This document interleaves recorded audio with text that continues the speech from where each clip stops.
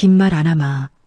귀한 손주는 내가 데려갈 테니 군말 말고 당장 도장 찍어. 분만실에서 나온 지 1시간도 안 된 침대 위에 서류 봉투가 떨어졌습니다. 남편은 상간녀의 어깨를 감싸며 말했습니다. 이수랑은 이미 혼인신고 준비 다 끝났어. 깔끔하게 정리하자. 5대 독자를 낳은 지 1시간 만에 서지아는 환자복 차림으로 병원 복도에 내동댕이 쳐졌습니다. 맨발로 빗속을 헤매다 시장통 국밥집 앞에 쓰러진 그녀. 그리고 몇 년 뒤 지안을 쓰레기처럼 버렸던 자들이 무릎을 꿇고 살려달라고 빌게 됩니다.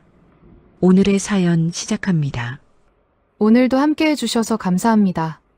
구독과 좋아요를 눌러주시면 여러분에게 행운이 가득 찾아올 거예요. 오늘 하루도 행복하고 기쁜 일만 가득하시길 바랍니다.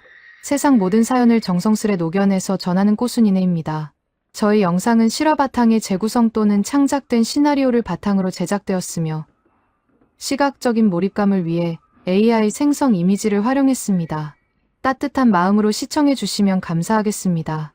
산부인과 VIP 병동의 복도에는 코를 찌르는 소독약 냄새가 진동했습니다. 하얀 천장 아래 분만실에서 갓 옮겨진 서지아는 땀범벅이 된 머리카락이 이마에 쩍쩍 붙은 채 헉헉거리며 숨을 몰아쉬고 있었습니다.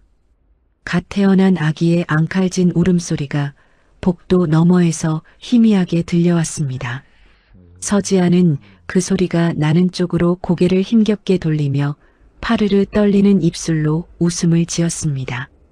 우리 강아지 장하다. 건강하게 잘 나왔구나. 서지안의 눈가에 고여있던 눈물이 봇물 터지듯 볼을 타고 흘러내렸습니다. 10달 동안 애지중지 품었던 핏덩이가 세상 빛을 봤다는 안도감에 온몸의 뼈마디에서 힘이 사르르 빠져나갔습니다. 서지아는 떨리는 손으로 배 위에 놓인 이불을 쓸어내리며 아이를 품에 안아젖을 물릴 순간만을 손꼽아 기다렸습니다. 그때 병실 문이 부서질 듯 쾅 열렸습니다. 예, 정신 좀 드니? 시어머니 조영자가 빳빳하게 풀먹인 검은색 정장을 차려입고 서슬 퍼런 기세로 들어섰습니다. 조영자의 뒤에는 웬 낯선 젊은 여우 같은 여자가 서 있었습니다. 하얀 원피스에 긴 머리를 치렁치렁 늘어뜨린 그 여자는 입꼬리를 살짝 비틀어 올린 채 서지안을 구경하듯 내려다보았습니다. 바로 남편의 내연녀 강희수였습니다. 서지안은 그 여자의 얼굴을 보는 순간 심장이 바닥으로 툭 떨어지는 것 같았습니다. 어머님, 이 시간에 어떻게... 그리고 이 여자는 누구예요? 서지안이 억지로 몸을 일으키려다 산후 통증에 얼굴을 잔뜩 찌푸렸습니다. 조영자는 며느리의 고통 따위는 안중에도 없다는 듯 침대 옆 탁자 위에 서류 봉투를 탁 소리나게 내던졌습니다. 긴 말 안 하마. 이혼 합의서다. 군말 말고 당장 도장 찍어. 서지안의 눈이 튀어나올 듯 커졌습니다. 지안은 서류 봉투를 멍하니 바라보다가 시어머니의 얼굴을 올려다보았습니다. 조영자의 눈에는 바늘 끝만큼의 동정도 없었습니다. 어머님, 지금 무슨 말씀을 하시는 거예요? 저 방금 아기 낳았어요. 5대 독자, 어머님이 대가 끊긴다고 밤낮으로 노래를 부르시던 그 귀한 손자를 제가 방금 낳았단 말이에요. 서지안의 목소리가 쇳소리를 내며 갈라졌습니다. 조영자는 가당치 않다는 듯 코웃음을 쳤습니다. 내 친정 망한 꼴을 아직도 모르나 본데 서진그룹 그거 이미 다 끝났다. 빚쟁이들이 몰려와서 내 애비애미는 길바닥에 나앉게 생겼어. 배경도 없고 돈줄도 끊긴 내가 우리 집안에서 무슨 쓸모가 있겠니? 너는 그냥 우리 집 귀한 씨만 받아내면 그뿐인 도구였어. 이제 그 도구 노릇 끝났으니까 군소리 말고 나가라는 거야. 서지안의 입술이 경련을 일으키듯 파르르 떨렸습니다. 친정이 망했다니 출산하러 들어오기 전까지도 꿈에도 몰랐던 이야기였습니다. 지아는 이불을 꽉 움켜쥐며 고개를 가로저었습니다. 친정이 망하든 말든 그게 무슨 상관이에요. 저는 현우 씨 아내고 우리 아기 엄마예요. 죽어도 저는 이 집 사람이라고요. 이 집 사람? 조영자가 기가 찬다는 듯 소리를 높였습니다. 어디서 감히 빈털털이 거지가 된 주제에 누구더러 이 집 사람이래? 너는 대를 이을 아들 낳아주는 씨바지 그 이상도 이하도 아니야. 이제 내 자리는 여기 이수가 대신할 거다. 서지안의 눈에서 피눈물 같은 눈물이 뚝뚝 떨어졌습니다. 씨바지라는 말이 가슴 한복판에 대못처럼 박혔습니다. 서지안이 입술이 터지도록 깨물고 있을 때 병실 문이 다시 열리고 남편 박현우가 들어왔습니다. 서지안은 지푸라기라도 잡는 심정으로 남편을 향해 두 손을 뻗었습니다. 현우 씨, 당신이 좀 말려줘. 어머님이 갑자기 나보고 나가래. 우리 아기 방금 태어났잖아. 응, 당신이 좀 말해봐. 하지만 박현우는 아내의 처절한 손길을 무정하게 뿌리쳤습니다. 그러고는 서지안이 아닌 강희수에게 다가가 능청스럽게 어깨를 감싸 안았습니다. 지안아, 나도 괴롭지만 어쩔 수 없다. 이수랑은 벌써 혼인신고 서류까지 다 준비해놨어. 서로 피곤하게 굴지 말고 여기서 끝내자. 억지 부려봐야 너만 비참해져. 서지안의 얼굴에서 핏기가 싹 가셨습니다. 박현우의 품에 찰싹 달라붙은 강희수는 지안을 향해 눈을 가늘게 뜨며 비릿한 미소를 지었습니다. 현우 씨, 당신 진짜 사람 아니야. 내가 10달 동안 입덧하며 고생해서 당신 아들을 낳았어. 5대 독자를 낳았다고. 서지안의 목소리가 날카로운 비명으로 변했습니다. 박현우는 지안의 눈물을 보기 싫다는 듯 고개를 휙 돌려 창밖만 바라보았습니다. 아이는 걱정 마. 우리 집안에서 남부럽지 않게 금이야 오기야 키울 거니까. 너 같은 빈털터리 엄마 밑에서 고생하는 것보다 100번 1000번 나을 거 아니야? 뭐라고? 내 아기를 뺏겠다고? 서지안이 미친 사람처럼 이불을 걷어차고 침대에서 내려오려 했습니다. 하지만 해산한 직후라 다리에 힘이 풀려 그만 바닥에 쾅 하고 무릎을 찧었습니다. 지아는 무릎으로 기어가 박현우의 바짓가랑이를 필사적으로 붙잡았습니다. 제발, 현우 씨, 제발이요. 아이만은 안 돼요. 한 번만이라도 품에 안아보게 해줘요. 내 젖이라도 한번 물려보게 해달라고요, 제발. 박현우는 징그럽다는 듯 서지안의 손을 사정없이 걷어찼습니다. 조영자가 문 밖을 향해 고개를 끄덕이자 덩치 큰 검은 양복쟁이 경호원 둘이 병실로 들이닥쳤습니다. 당장 저 여자 끌어내. 우리 귀한 손주 부정 탄다. 조영자의 서슬 퍼런 명령에 경호원들이 서지안의 양팔을 짐짝처럼 잡아챘습니다. 지안은 미친 듯이 발버둥 치며 악을 썼습니다. 이거 나. 내 아기 내놔. 이 천벌 받을 인간들아. 내 아기 한 번만 안아보자는데 그게 그렇게 죄냐? 서지안의 처절한 비명이 VIP 병동 복도에 짐승의 울음소리처럼 울려 퍼졌습니다. 경호원들은 지안을 복도 바닥에 질질 끌고 나갔습니다. 서지안의 맨발이 차가운 타일 바닥에 긁혀 벌겋게 부풀어 올랐습니다. 찢어진 환자복 사이로 허연 살같이 다 드러났지만 지안은 부끄러운 줄도 몰랐습니다. 강희수가 복도에 쓰러진 서지안 앞에 살랑거리며 다가와 쪼그려 앉았습니다. 그러고는 지안의 귓가에 뱀처럼 혀를 놀렸습니다. 꿈 깨세요. 이제 이 아이는 내가 낳은 아들이에요. 호적에도 내 이름 딱 올릴 거고 당신 아들은 평생 나를 엄마라고 부르며 살 거야. 그러니까 죽을 때까지 이 근처엔 얼씬도 하지 마. 알았어? 강희수가 지안의 뺨을 손가락으로 툭툭 치며 비웃고는 유유히 일어섰습니다. 서지안은 차가운 바닥에 엎드린 채 손톱이 깨져 피가 나도록 바닥을 득득 긁었습니다. 병원 로비로 내동댕이 쳐진 지안의 머리 위로 하얀 봉투 하나가 툭 떨어졌습니다. 그 안에는 수표 몇 장이 들어 있었습니다. 조영자가 로비 입구에 서서 지안을 벌레 보듯 내려다보며 뱉었습니다. 집에 있는 네 물건들, 그것도 조만간 사람 시켜서 다 치울 거니까 미련 버려라. 이 돈이면 내 주제에 감지덕지니까 이거 들고 당장 꺼져. 그때 검은 리무진 한 대가 병원 현관 앞에 미끄러지듯 섰습니다.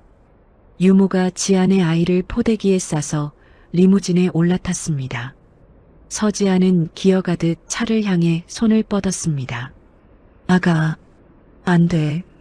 아가. 철컥 리무진 문이 닫혔습니다. 차가 병원 앞을 빠져나가는 것을 서지안은 주저앉은 채 넋이 나간 표정으로 바라보았습니다. 하늘에서는 기다렸다는 듯 장대비가 쏟아지기 시작했습니다.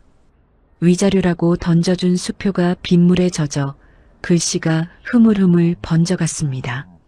서지안은 피 묻은 손으로 그 젖은 수표를 부서지라 움켜쥐었습니다. 지안은 빗속을 걷고 또 걸었습니다. 맨발이었습니다. 빗물을 머금은 환자복은 천근만근 무겁게 처졌고 출산 직후에 달뜬 열기와 빗물의 찬기가 뒤섞여 지안의 몸은 사시나무 떨듯 떨렸습니다. 얼마나 걸었을까 정신이 가물가물해지더니 시야가 캄캄해졌습니다. 다리에 힘이 탁 풀리며 몸이 앞으로 고꾸라졌습니다.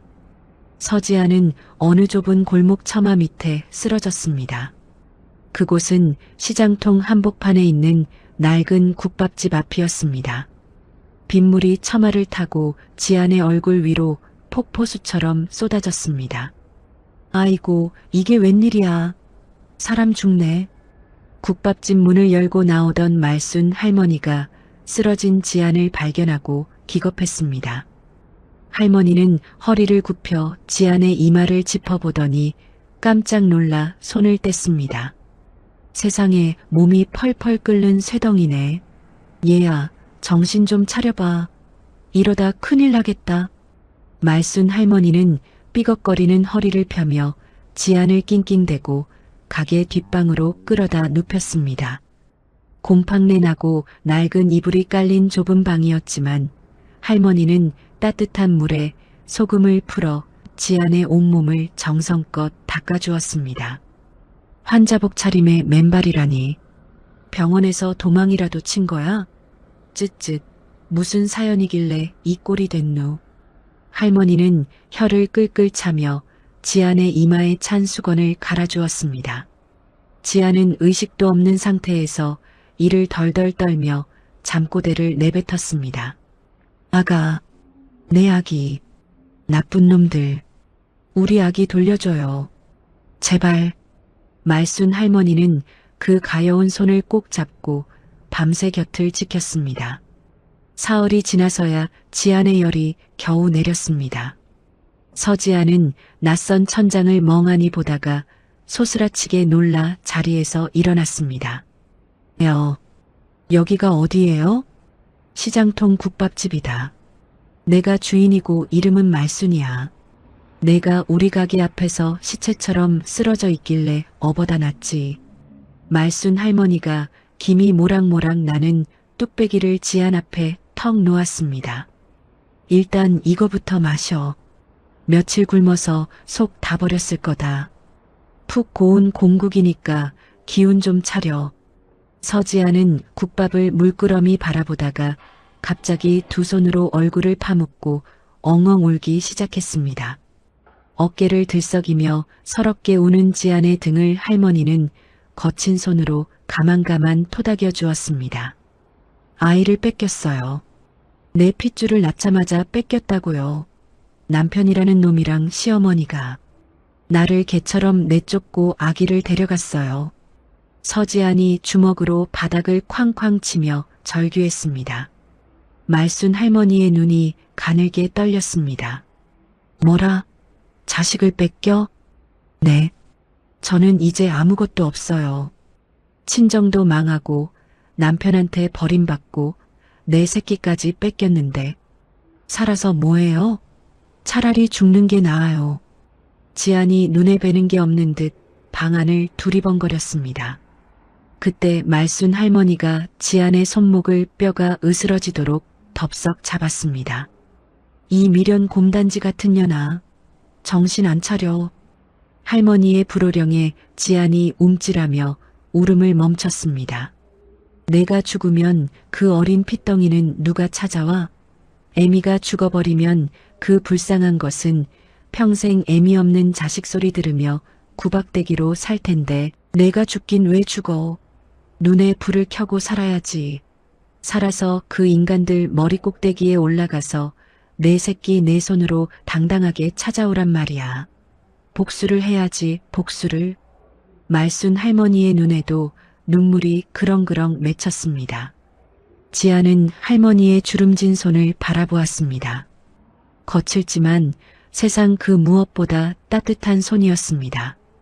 지아는 한참을 더 울다가 떨리는 손으로 수저를 들었습니다. 뜨거운 국물 한 모금이 목구멍을 타고 내려갔습니다. 눈물 섞인 국밥을 꾸역꾸역 밀어 넣었습니다. 그날부터 서지아는 국밥집 배달원이 되었습니다. 낮에는 무거운 배달통을 들고 시장 골목골목을 누볐습니다. 어깨가 빠질 것 같고 다리가 후들거렸지만 지아는 이를 악물고 버텼습니다. 밤이면 좁은 뒷방에서 촛불을 켜고 앉아 바느질을 시작했습니다. 시장 헌 옷수거함에서 주워온 면 조각들을 깨끗이 삶아 빨고 가위질하며 한 땀 한 땀 정성을 들였습니다. 지안이 만들고 있는 것은 아주 작은 베넷 저고리였습니다. 제 아이에게 입히지 못한 첫 옷이었습니다. 지안은 옷깃에 코를 대고 아기 냄새를 상상하며 중얼거렸습니다. 엄마가 꼭 갈게. 복덩아, 조금만 참고 기다려. 엄마가 다 이기고 데리러 갈게. 지아는 시장 약재상 뒤편에 버려진 황토며 쪽잎을 얻어다가 천 조각에 물을 들이기 시작했습니다. 독한 염료 때문에 손톱 밑은 까매지고 손끝은 갈라져 진물이 터져나왔습니다. 찬물에 손을 담글 때마다 비명이 나올 만큼 아팠지만 지안은 입술을 깨물며 견뎠습니다. 그 고통이 지안을 살게 하는 힘이었습니다.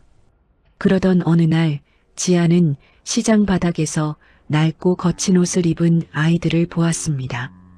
지안은 그 아이들을 한참 보다가 고개를 번쩍 들었습니다. 장보러 온 엄마들의 손에는 값싸지만 피부에 나빠 보이는 옷들이 들려 있었습니다. 그래, 내 아이에게 입히고 싶은 그런 귀한 옷을 만들면 엄마들이 알아줄 거야. 지안의 머릿속에 번쩍하고 불이 켜졌습니다. 서지안은 말순 할머니가 어디서 구해다 준 낡은 재봉틀 앞에 앉았습니다. 발판을 밟자 재봉틀이 달그락달그락 정겨운 소리를 내며 돌아갔습니다. 밤을 꼬박 새워 만든 것은 앙증맞은 유아용 턱받이였습니다. 지아는 턱받이 구석에 한 땀 한 땀 정성 들여 술을 놓았습니다. 복덩이. 지아는 완성된 턱받이를 가슴에 꼭 안고 눈을 감았습니다. 다음 날 아침 서지아는 시장 길목 한 귀퉁이에 작은 좌판을 깔았습니다. 나무 상자 위에 손수 만든 턱받이와 손수건을 예쁘게 올려놓고 박스종이에 투박하게 글씨를 써붙였습니다. 엄마의 마음으로 정성껏 만든 손수건. 서지아는 좌판 앞에 쪼그려 앉아 오가는 사람들을 보았습니다. 시린 바람이 뺨을 스쳤지만 서지안의 눈은 그 어느 때보다 단단하고 뜨겁게 타오르고 있었습니다. 서지안은 아침마다 좌판을 펼치기 전에 손수건 하나하나를 눈부신 햇빛에 정성껏 비춰보았습니다.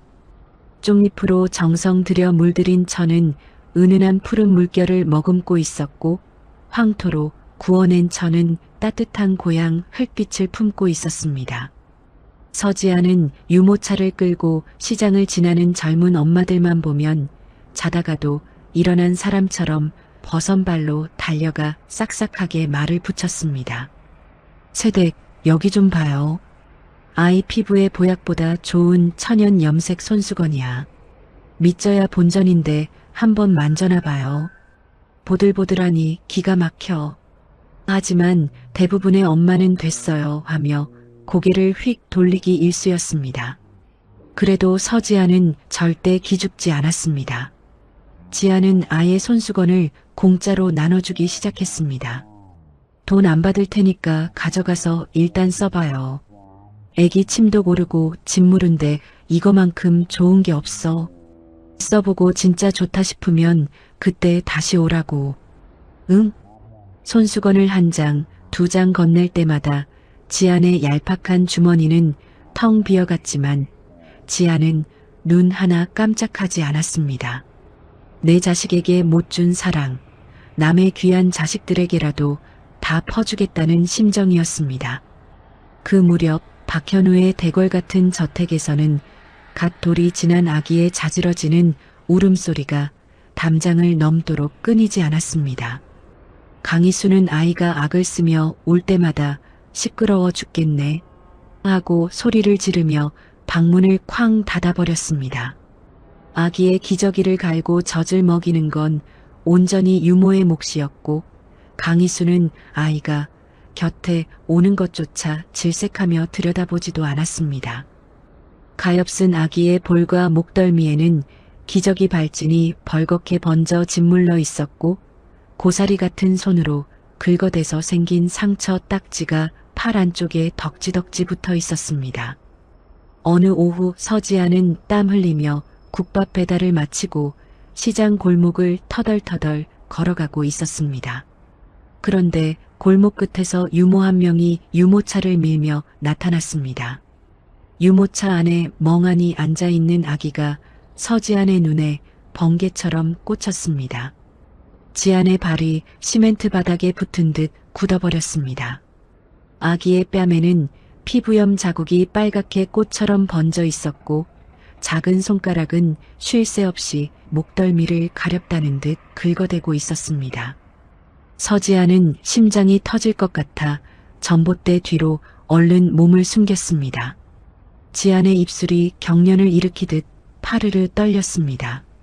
손톱이 살을 파고들도록 주먹을 꽉 쥐었지만 지안은 그 자리에서 단 한 발짝도 내딛지 못했습니다. 내가 엄마야라고 소리치고 싶었지만 지금의 초라한 행색으로는 아이를 데려올 수 없다는 현실에 피눈물이 쏟아졌습니다. 유모차가 골목을 완전히 빠져나갈 때까지 서지아는 전봇대에 이마를 짓박으며 소리 없이 오열했습니다. 복덩아, 내 새끼, 엄마가 미안해. 엄마가 힘이 없어서 정말 미안해. 서지아는 그날 밤 한숨도 잠을 이루지 못했습니다. 눈만 감으면 아기의 짓물러 터진 피부가 아른거려 가슴이 난도질 당하는 것 같았습니다. 지아는 자리에서 벌떡 일어나 촛불을 켜고 재봉틀 앞에 앉았습니다. 아토피에 좋다는 약초물을 천에 골고루 스며들게 하는 방법을 머릿속으로 수천 번 되뇌며 지아는 밤새도록 드르륵드르륵 바늘을 놀렸습니다. 며칠 뒤 서지안이 좌판에서 손수건을 가지런히 정리하고 있을 때였습니다. 시장 입구에서 번쩍거리는 검은색 외제차가 끼익 멈춰 섰습니다. 차에서 내린 강희수가 거만한 표정으로 선글라스를 벗으며 시장 안으로 들어섰습니다. 수천만 원짜리 명품 가방을 팔에 걸친 강희수의 구두 굽소리가 시장 바닥을 또각또각 신경질적으로 두드렸습니다. 그러다 강희수의 눈길이 지안의 초라한 좌판에 머물렀습니다. 강희수는 좌판 위에 놓인 손수건을 손끝으로 집어들더니 코웃음을 치며 바닥에 퇴 내던졌습니다. 흥, 어디서 이런 천한 걸레 같은 걸 팔고 앉아 있어? 시장 바닥 수준하고는. 강희수는 말이 끝나기가 무섭게 뾰족한 구두 끝으로 좌판을 냅다 걷어찼습니다. 나무 상자가 와르르 넘어지며 지안이 밤새 만든 손수건들이 흙탕물 튀는 시장 바닥에 사방팔방 흩어졌습니다. 서지아는 고개를 푹 숙인 채 강희수의 반짝이는 구두 끝을 뚫어지게 바라보았습니다. 어금니를 하도 꽉 깨물어 턱 근육이 돌덩이처럼 딱딱하게 굳었지만 지아는 끝내 입을 열지 않았습니다. 뭐야? 꿀 먹은 벙어리야? 말도 못해?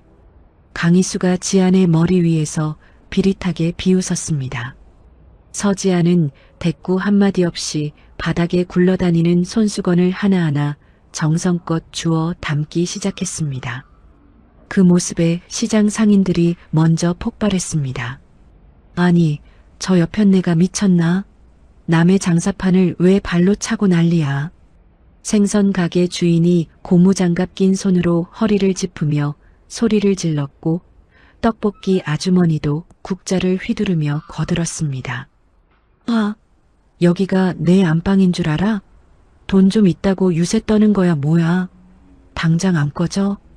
강희수는 상인들의 십자포화에 얼굴이 험악하게 일그러지더니 씩씩거리며 발길을 돌렸습니다. 서지아는 흙이 묻은 손수건을 탈탈 털어 다시 좌판 위에 정성스레 올려놓았습니다. 시장 상인들이 너나 할 것 없이 다가와 지안의 어깨를 토닥였습니다. 아가씨, 괜찮아? 별 미친년을 다 보겠네. 속상해하지 마. 우리가 있잖아. 서지아는 고개를 숙여 상인들에게 인사하며 입꼬리를 살짝 올렸습니다. 하지만 지안의 눈동자 속에는 한겨울 서리보다 더 차가운 복수의 빛이 서리빨처럼 서려 있었습니다. 그로부터 한 달 뒤 기적이 일어났습니다. 지안이 공짜로 나눠준 손수건을 쓴 아이들의 피부가 씻은 듯이 좋아졌다는 소문이 맘카페를 뒤흔들기 시작한 것입니다. 시장에서 파는 그 손수건, 우리의 아토피가 기적처럼 나았어요. 라는 글 하나에 댓글이 수백 개씩 달리며 난리가 났습니다. 전국 8도에서 택배 주문이 비오듯 밀려들었습니다. 서지아는 이제 혼자서는 감당할 수 없었습니다. 지아는 시장통에서 아이 키우느라 일손을 놓은 엄마들을 찾아다녔습니다. 언니들, 나랑 같이 일해봐요. 일하는 동안 아이 봐줄 놀이방도 내가 어떻게든 마련할게요. 우리 손으로 우리 애들 좋은 옷 만들어 보자고요. 처음에는 2명, 일주일 뒤에는 5명. 지아는 시장 골목 안쪽에 낡은 창고를 빌려번 듯한 공방을 차렸습니다. 그리고 문 위에 손으로 꾹꾹 눌러 쓴 간판을 달았습니다. 지안 베이비. 서지아는 그 간판을 올려다보며 주먹을 불끈 쥐었습니다. 그 즈음 박현우의 집구석은 겉만 번드르르 했지 속은 골마 터지고 있었습니다. 강희수는 제 돈인 양 매달 수천만 원씩 긁어대며 명품 쇼핑에 미쳐 살았고 몰래 도박장까지 드나들며 빚더미를 키웠습니다. 박현우는 그 뒷감당을 하느라 건설 현장에서 철근이며 자재를 빼돌리는 도둑질을 시작했습니다.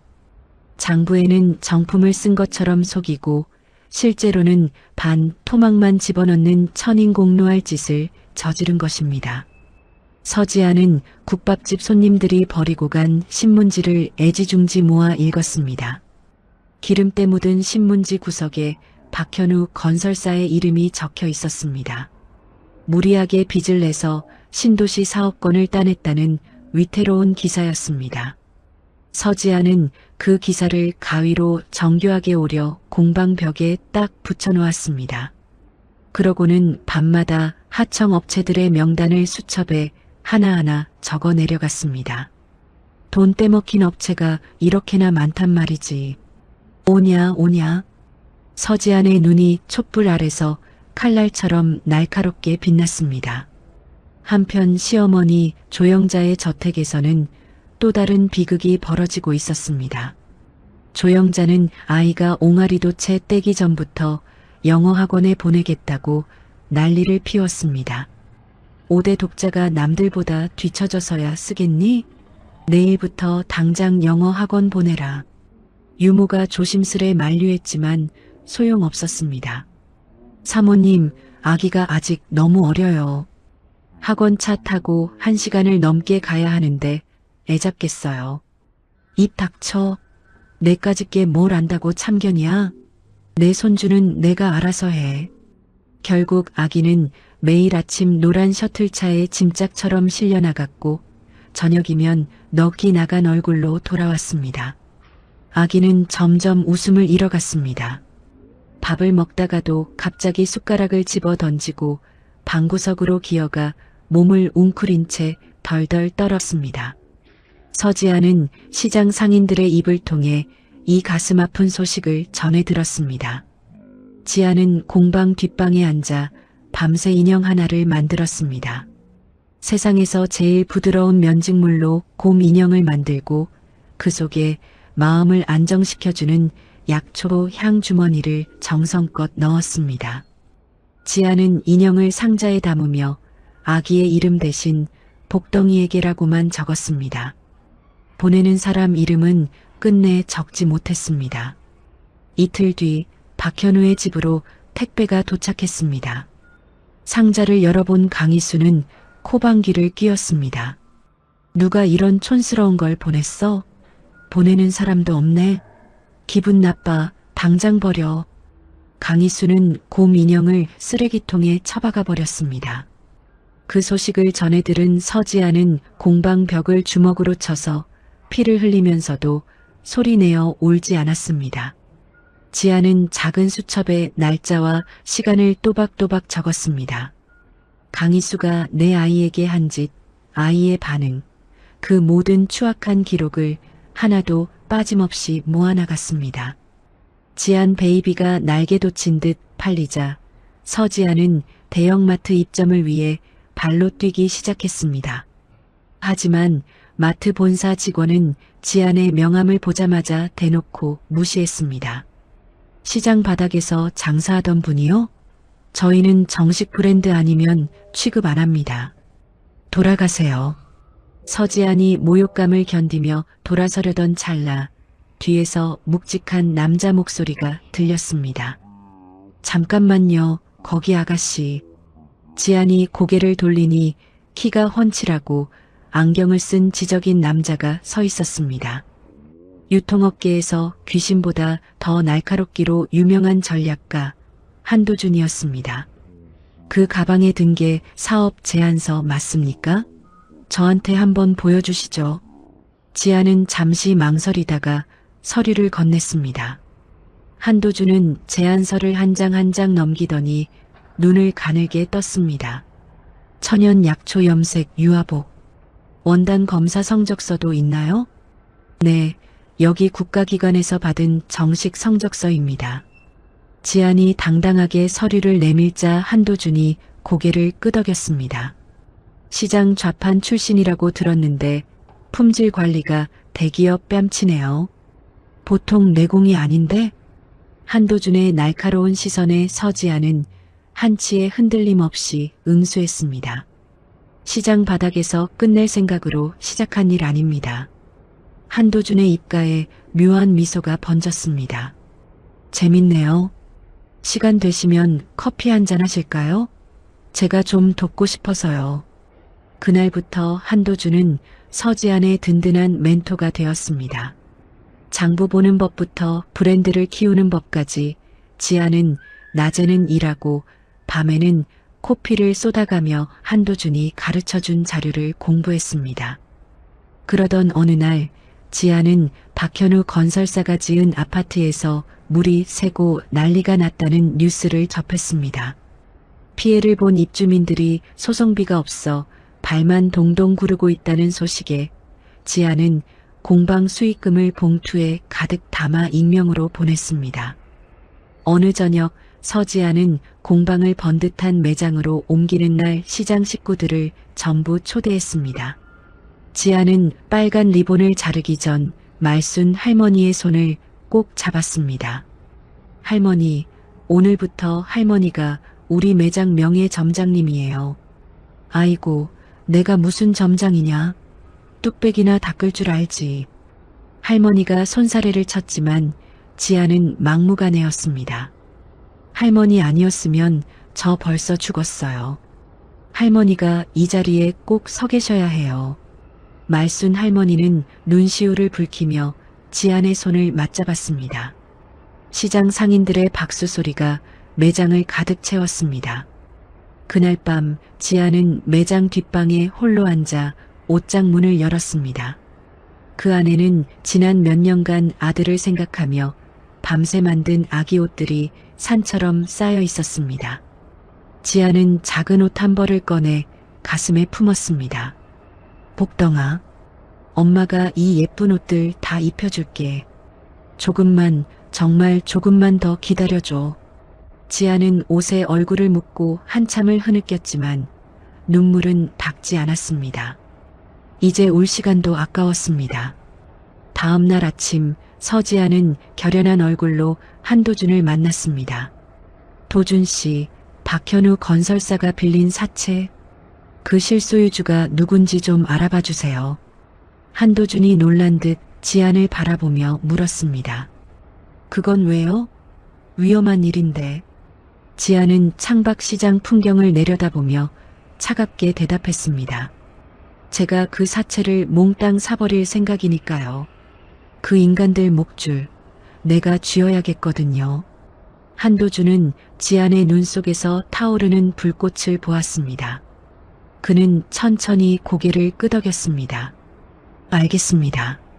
제가 최선을 다해 알아보죠. 서지아는 자리에서 일어나며 주먹을 꽉 쥐었습니다. 시장 골목 위로 아침 햇살이 비치고 있었고 지안의 그림자는 그 어느 때보다 길고 단단하게 뻗어 있었습니다. 아들이 4살이 되던 해 찬바람이 부는 가을이었습니다. 유치원 담장 너머로는 노란 은행잎이 맥없이 떨어지고 있었습니다.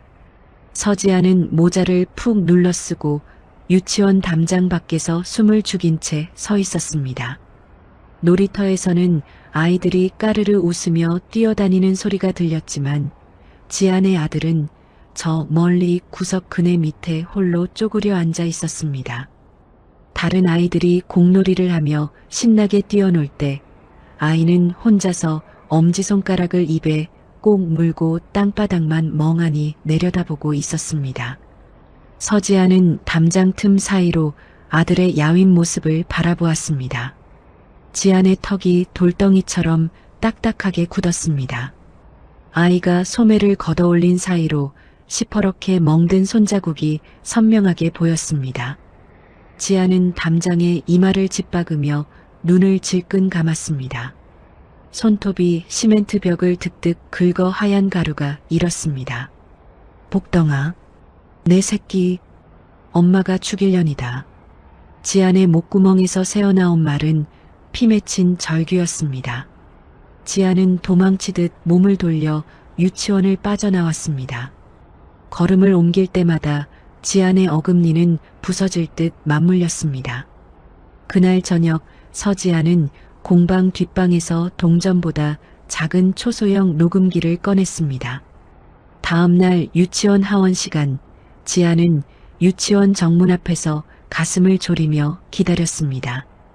유모가 아이의 손을 잡고 나올 때 지안은 지나가는 행인인 척 부딪히며 아이의 가방 안주머니에 녹음기를 잽싸게 밀어 넣었습니다. 사흘 뒤 녹음기를 회수한 지안은 공방 문을 걸어 잠그고 이어폰을 귀에 꽂았습니다. 잠시 후 강희수의 날카로운 목소리가 고막을 찔렀습니다. 너 또 울어? 울면 매 맞는 거 몰라? 당장 입 다물어. 한 번만 더 징징대면 오늘 저녁은 국물도 없을 줄 알아. 이어지는 소리는 퍽하는 짐승 같은 매질 소리였습니다. 아기의 자지러지는 울음소리가 터져나왔다가 강압적인 손길에 눌려 갑자기 뚝 끊겼습니다. 아이가 울음을 삼키느라 끄끄대며 숨을 참는 소리가 이어폰 안을 가득 채웠습니다. 서지안의 손이 사시나무 떨듯 떨렸습니다. 이어폰을 쥔 손가락 마디마디가 하얗게 질려 피가 통하지 않았습니다. 지아는 눈을 감고 터져나오는 오열을 삼켰습니다. 그러고는 녹음 파일을 USB 2개에 똑같이 복사했습니다. 조금만 기다려, 복덩아. 엄마가 저 악마 같은 년한테서 반드시 너 데려올게. 엄마가 약속해. 지아는 수첩에 날짜와 녹음 내용을 피로 쓰는 심정으로 꼼꼼히 기록했습니다. 그 무렵 잘 나가던 지안 베이비의 마른 하늘의 날벼락 같은 소식이 전해졌습니다. 출근한 지안의 휴대폰이 불이 나게 울려댔습니다. 대표님, 큰일 났어요. 지금 뉴스 좀 보세요. 직원의 다급한 비명에 지아는 컴퓨터를 켰습니다.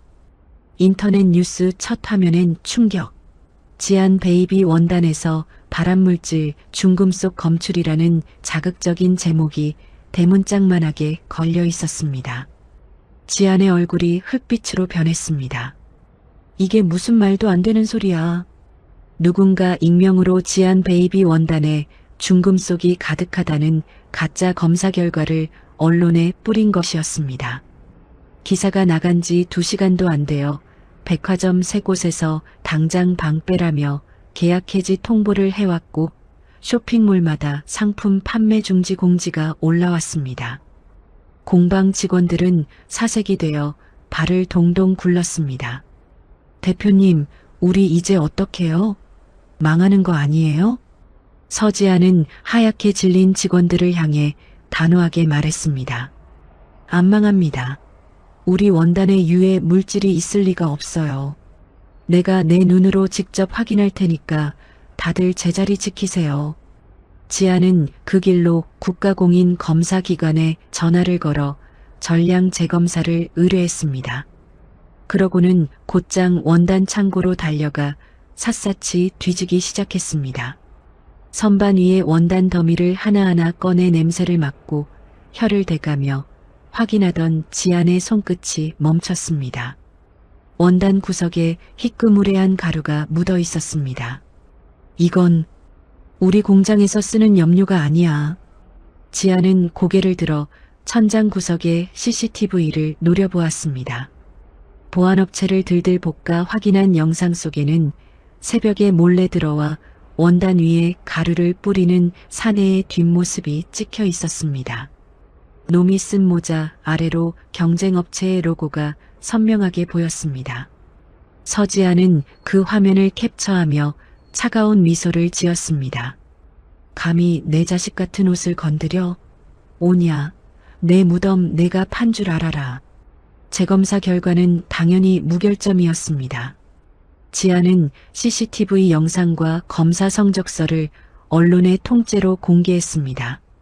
뉴스를 접한 사람들은 오히려 믿고 쓸 수 있는 브랜드라며 열광했고 주문량은 이전보다 3배나 폭주했습니다. 위기를 기회로 뒤집어 버린 것입니다. 그 무렵 한도준이 서류 뭉치를 내밀었습니다.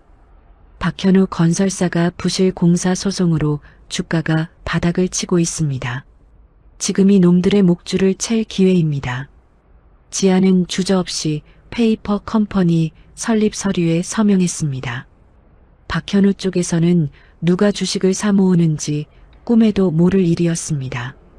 한편 박현우는 사면 초과에 몰려 제정신이 아니었습니다. 소송비와 사채 이자를 감당 못해 어머니 조영자 몰래 집안의 골동품과 금부치를 내다 팔기 시작했습니다. 안방 보석함이 텅 빈 것을 발견한 조영자가 박현우를 불러 세웠습니다. 현우, 너 내 패물들 다 어디다 치웠어? 어미 보석까지 손을 대? 박현우는 어머니의 눈을 피하며 기어들어가는 목소리로 말했습니다. 어머니, 지금 회사 부도 막으려면 어쩔 수 없어요. 뭐라고? 이 불효자 자식아. 조영자가 박현우의 뺨을 세차게 후려쳤습니다. 박현우는 뺨을 감싸 쥐고 입술을 깨물었습니다. 거실 소파에 앉아 이 광경을 지켜보던 강희수의 입꼬리가 야비하게 올라갔습니다. 강희수는 그날부터 시어머니 조영자를 대놓고 무시하며 전화를 가로채고 외출까지 통제하며 집안의 실권을 휘두르기 시작했습니다. 그해 겨울 서지아는 아들이 고열로 병원에 입원했다는 소식에 심장이 내려앉았습니다.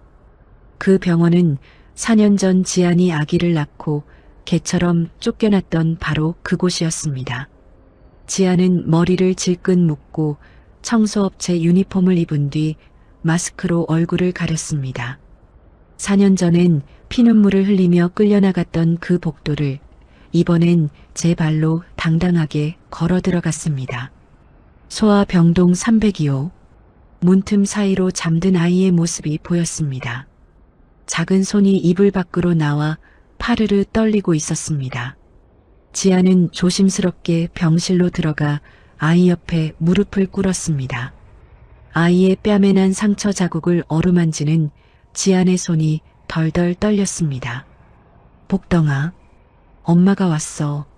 미안해, 늦어서 정말 미안해. 지안의 뜨거운 눈물이 아이의 이불 위로 점점이 박혔습니다. 그때 복도에서 또각또각 구두 소리가 들렸습니다. 지안은 재빨리 커튼 뒤로 몸을 숨겼습니다. 병실로 들어온 강희수는 아이의 머리맡에 물병을 탁 소리나게 내려놓았습니다. 아, 열나면 물 마셔. 잠만 자면 다야? 내가 수발까지 들어줘야 해? 강희수가 차가운 물을 컵에 따라 아이의 입에 억지로 들이밀었습니다. 아이가 기침을 하며 물을 뿜자 강희수는 짜증을 내며 컵을 던지듯 내려놓았습니다. 한 번만 더 옷에 흘려봐. 나 진짜 그냥 가버릴 줄 알아. 커튼 뒤에서 이 모든 광경을 지켜보던 지안의 눈에서 살기가 뿜어져 나왔습니다. 커튼을 쥔 지안의 손가락 마디가 하얗게 질렸습니다. 당장 튀어나가 전연의 머리채를 휘잡고 싶다는 충동을 억누르며 지안은 이를 꽉 깨물었습니다. 강희수가 나간 뒤 지안은 아이의 이마에 입술을 가만히 대고는 병실을 빠져나왔습니다. 주차장에서 마주친 박현우는 청소복을 입은 지안을 쳐다보지도 않고 지나쳤습니다. 지안은 그의 뒷모습에 대고 서늘하게 미소 지었습니다. 못 알아보겠지. 내가 쓰레기처럼 버린 여자니까. 지안은 곧바로 한도준에게 전화를 걸었습니다. 도준 씨, 자선 경매 행사를 엽시다. 아주 화려하게요. 초대 명단에 조영자랑 강희수를 반드시 넣으세요. 경매 당일 호텔 연회장은 호사스러운 조명으로 가득 찼습니다. 모피 코트를 휘두른 조영자는 강희수를 데리고 맨 앞줄에 앉아 고개를 빳빳이 들었습니다. 경매의 마지막 희귀 원단으로 장식된 주얼리함이 등장하자 조영자의 눈에 탐욕이 서렸습니다. 시작가 5천만 원입니다. 1억. 조영자가 손을 번쩍 들었습니다. 다른 이가 2억을 부르자 조영자의 얼굴이 벌개졌습니다. 3억? 결국 3억의 낙찰을 받은 조영자는 주변의 시선에 우쭐해하며 턱을 치켜들었습니다. 무대 뒤 어두운 곳에서 지아는 그 꼴을 보며 와인잔을 기울였습니다. 조영자가 쓴 그 3억은 고스란히 박현우 건설사 피해자들에게 전달될 예정이었습니다. 제 살 깎아먹는 줄도 모르고 좋아하는 꼴이 가관이었습니다. 한편 강희수는 사람을 시켜 시장 상인들을 뒷조사했습니다. 어느 밤 국밥집 문을 닫던 말순 할머니 앞에 검은 양복쟁이들이 나타났습니다. 야 할망구, 서지안이라는 여자 어디 숨었어? 4년 전에 내가 거뒀다며. 말순 할머니는 눈 하나 깜짝 안 하고 사내들을 노려봤습니다. 서지안이 누군데? 나는 그딴 이름 몰라. 당장 안 꺼져? 할머니는 놈들이 돌아가자마자 떨리는 손으로 지안에게 전화를 걸었습니다. 지안아, 나쁜 놈들이 너를 찾고 있어. 조심해야 한다. 지안은 전화를 끊고 거울 앞에 섰습니다. 거울 속 지아는 이제 4년 전에 그 힘없던 여자가 아니었습니다. 며칠 뒤 열린 지안 베이비 신사옥 준공식장. 수백 개의 카메라 플래시가 번쩍이는 가운데 지안이 무대 중앙으로 걸어나갔습니다. 저는 서지안입니다. 오늘부터 더 이상 숨지 않겠습니다.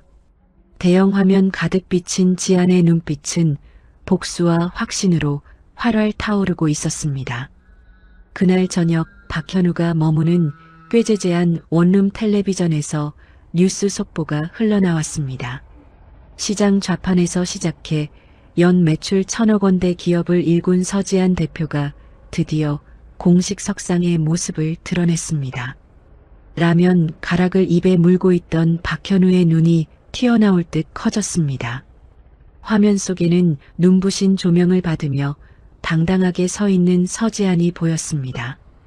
툭 박현우의 손에서 젓가락이 힘없이 떨어졌습니다. 지안이가 설마. 박현우는 텔레비전 앞으로 달려가 화면 속 지안의 얼굴을 거친 손으로 짚었습니다. 그의 입술이 사시나무 떨듯 바들바들 떨렸습니다. 같은 시각 조영자의 거실에서도 비명이 터져나왔습니다. 리모컨을 떨어뜨린 조영자의 얼굴은 핏기가 싹 가셔 종이장처럼 하얗게 변했습니다. 이게 무슨 변개냐? 저 물건이 어떻게. 강희수 역시 소파 팔걸이를 손톱이 하얘지도록 움켜쥐며 화면을 노려보았습니다. 그 바닥에서 기어 올라왔단 말이야? 며칠 뒤 서지아는 한도준과 함께 조용한 호텔 라운지에 마주 앉았습니다. 테이블 위에는 시댁 식구들의 목줄을 쥘 서류 뭉치가 산더미처럼 쌓여 있었습니다. 박현우 건설사의 채권을 싹 긁어모았습니다. 은행 빚부터 사채, 떼먹은 하청업체 대금까지. 이제 지안 씨가 그 집안의 생사여 탈권을 쥔 최대 채권자입니다. 한도준이 안경을 고쳤으며 보고했습니다. 지안은 커피 한 모금을 우아하게 마시고는 서류를 한 장씩 넘겼습니다. 박현우 집이랑 차, 압류 준비는 다 됐나요? 준비 끝났습니다. 여기 사인만 하시면 바로 길바닥으로 쫓겨날 겁니다. 지아는 펜을 들어 거침없이 서명했습니다. 슥슥 종이를 긁는 소리가 서슬 퍼런 칼날 소리처럼 들렸습니다. 지아는 펜을 내려놓고 박현우의 번호를 눌렀습니다. 신호음이 몇 번 울리자 잔뜩 겁에 질린 박현우의 목소리가 들려왔습니다. 여보세요? 나야, 지안이. 수화기 너머로 박현우의 헐떡이는 숨소리가 들려왔습니다. 지안아, 내가 정말. 지안의 목소리는 얼음장처럼 차가웠습니다. 10년 전 내가 나한테 쓰레기처럼 던져줬던 위자료 수표 기억해? 그 돈에 이자까지 쳐서 돌려주러 왔어. 내일 오후 3시 신라 호텔 로비로 나와. 안 나오면 내 인생 오늘로 끝인 줄 알아. 지아는 대답도 듣지 않고 전화를 뚝 끊어버렸습니다. 곁을 지키던 한도준이 걱정스레 물었습니다. 마음은 좀 괜찮습니까? 그럼요. 오늘은 10년 만에 발 뻗고 잘 것 같네요. 지아는 창밖의 화려한 야경을 보며 차갑게 식은 커피잔을 내려놓았습니다. 다음 날 오후 신라 호텔 로비에 박현우가 나타났습니다. 양복 소매는 다해지고 구두 뒤축은 꼴사납게 달아 있었습니다. 쭈뼛거리며 로비를 살피던 박현우는 창가에 앉아있는 지안을 발견했습니다. 검은 원피스에 진주 귀걸이를 한 지안의 고귀한 모습에 박현우는 그만 발이 얼어붙었습니다. 서 있지 말고 앉아. 지안이 턱짓으로 맞은편 자리를 가리켰습니다. 박현우는 허리를 90도로 꺾으며 비굴하게 자리에 앉았습니다. 그의 이마에는 땀방울이 송골송골 맺혔습니다. 지안아, 나 할 말이 너무 많아. 그때는 내가 정말 눈이 뒤집혀서 구구절절 변명 듣고 싶지 않아. 이것부터 봐. 지안이 테이블 위로 서류를 밀어 던졌습니다. 박현우가 떨리는 손으로 서류를 집어들었습니다. 거기엔 부동산 경매 낙찰 확인서라고 적혀 있었습니다. 바로 그가 살던 시댁 저택이었습니다. 낙찰자 이름엔 서지안 세 글자가 시퍼렇게 박혀 있었습니다. 이게 어떻게 된 거야? 내가 살던 그 으리으리한 집, 내가 샀어. 내 어머니가 핏줄보다 아끼던 그 저택, 이제 내 거야. 당장 짐 싸서 나가. 박현우의 손이 부들부들 떨렸습니다. 그는 소파에서 미끄러지듯 바닥에 무릎을 꿇었습니다. 지안아, 제발 한 번만 살려줘. 내가 잘못했어. 내가 짐승이었어. 박현우가 바닥을 기며 매달리려 하자 지안이 손을 들어 차갑게 제지했습니다. 추하게 굴지 마. 보는 눈 많아. 일어서. 지안의 목소리에는 화조차 담겨 있지 않았습니다. 그저 길가에 굴러다니는 돌멩이를 보는 듯한 무심함이 박현우의 가슴에 비수처럼 꽂혔습니다. 지안은 미련 없이 자리에서 일어났습니다. 더 할 말 없으니 앞으로는 변호사랑 얘기해. 지안이 뒤도 안 돌아보고 로비를 빠져나가자 박현우는 소파에 주저앉아 꺼이꺼이 울음을 터뜨렸습니다. 호텔을 나온 지안은 곧바로 시어머니 조영자에게 전화를 걸었습니다.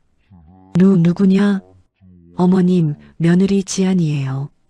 전화 너머로 조영자가 헉하고 숨을 들이키는 소리가 들렸습니다.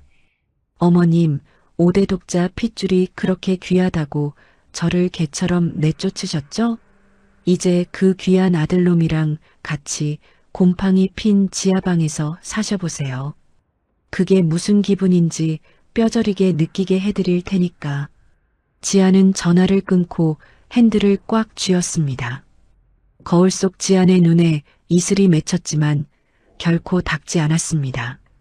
사흘 뒤 강희수가 지안의 사무실로 들이닥쳤습니다. 비서의 재질을 뿌리치고 문을 벌컥 연 강희수가 소리를 질렀습니다. 서지안, 너 미쳤어? 지안은 눈썹 하나 까딱하지 않고 강희수를 빤히 쳐다봤습니다. 오랜만이네, 상간녀 대장. 말 조심해. 당장 돈 내놔. 안 그러면 나도 가만히 안 있어. 강희수가 책상을 쾅 내리쳤습니다. 지안은 비웃듯 입꼬리를 올리며 서랍에서 태블릿을 꺼내 강희수 앞에 놓았습니다. 화면이 켜지자마자 강희수의 악마 같은 목소리가 터져 나왔습니다. 녹음 소리야. 또 울어. 울면 밥 안 준다 그랬지. 콱 그냥. 퍽 하고 아이를 때리는 소리와 아이의 자지러지는 울음소리가 방 안을 가득 채웠습니다. 강희수의 얼굴이 순식간에 잿빛으로 변했습니다. 이걸 어디서? 너 유치원 가방 확인도 안 하니? 4년 동안 내가 내 아들한테 한 짓 여기 다 들어있어. 그리고 이건 덤이야. 지안이 화면을 넘기자 강희수가 낯선 남자와 호텔로 들어가는 불륜 사진들이 쏟아져 나왔습니다. 아동학대의 불륜에. 이거 검찰에 넘기면 내 인생 어떻게 될까? 강희수의 무릎이 힘없이 풀려 주저앉았습니다. 이걸 4년 동안 모았다고? 그래. 하루도 빠짐없이 내 죄를 차곡차곡 쌓았어. 당장 경찰에 넘길 수도 있지만 내가 스스로 무너지는 꼴이 더 재밌을 것 같아서 말이야. 지안의 서늘한 웃음에 강희수는 비틀거리며 도망치듯 사무실을 빠져나갔습니다. 예상대로 강희수는 시댁에서 훔친 폐물들을 들고 시장 장물아비를 찾아다니다 지안이 쳐놓은 덫에 걸려 경찰에 체포되었습니다. 지안은 지체 없이 아들의 친권과 양육권 소송을 시작했습니다. 4년간 모은 피눈물 나는 증거들 앞에 판사는 단호하게 판결했습니다. 양육권을 친모 서지안에게 이전한다. 법원을 나서는 지안의 눈에서 참았던 눈물이 펑펑 쏟아졌습니다. 한도준이 다가와 그녀의 어깨를 다독였습니다. 고생하셨습니다. 이제 아이 데리러 가시죠. 한편 박현우의 회사는 최종 부도가 났고 지아는 그 자산을 헐값에 인수의 아동병원을 세울 재단을 만들었습니다. 그리고 조영자와 박현우를 위해 시장통에서 가장 눅눅하고 냄새나는 지하방을 얻어주었습니다. 어느 날 시장 골목에서 지안을 마주친 조영자가 미친 사람처럼 지안의 팔을 붙들고 늘어졌습니다. 이 독한 년아, 내 아들 살려내. 내가 우리 집안을 쑥대밭으로 만들었잖아. 동네 사람들이 하나둘 모여들었습니다. 아니, 저 할머니가 또 난리네. 지안 아가씨가 뭘 잘못했다고 이래. 시장 식구들이 달려들어 조영자를 떼어냈습니다. 지안은 바닥에 주저앉아 악을 쓰는 조영자를 무심하게 내려다봤습니다. 아무 말도 어떤 연민도 보이지 않은 채 지안은 우아하게 몸을 돌려 걸어 나갔습니다. 드디어 아들이 지안의 집으로 오는 날, 한도준이 아이의 손을 잡고 들어왔습니다. 지안은 아이 앞에 무릎을 낮추고 앉았습니다. 복덩아, 엄마야. 엄마가 왔어. 아이의 눈동자가 겁에 질린 듯 심하게 흔들렸습니다. 아이는 대답 대신 신발장 구석으로 기어들어가 몸을 웅크렸습니다. 작은 어깨가 파들파들 떨리는 모습에 지안의 가슴이 찢어졌습니다. 하지만 지안은 억지로 다가가지 않았습니다. 아이 곁에 두 걸음 떨어져 앉아 아이가 마음을 열 때까지 밤새도록 기다렸습니다. 다음 날 아침 지안은 아이가 좋아한다는 계란말이를 정성껏 차렸습니다. 복덩아, 밥 먹자. 아이는 식탁 끝에 겨우 걸터 앉아 고개를 푹 숙인 채 계란말이 한 점을 입에 넣었습니다. 오물오물 씹던 아이가 고개를 들어 지안을 빤히 바라봤습니다. 지안이 환하게 웃어주자 아이는 다시 고개를 숙여 밥을 먹기 시작했습니다.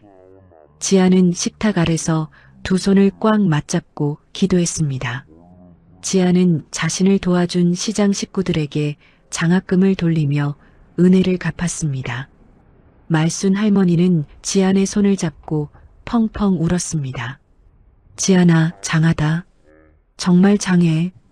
감옥에 갇힌 강희수를 찾아간 지안은 유리창 너머로 처참하게 망가진 그녀의 얼굴을 마주했습니다.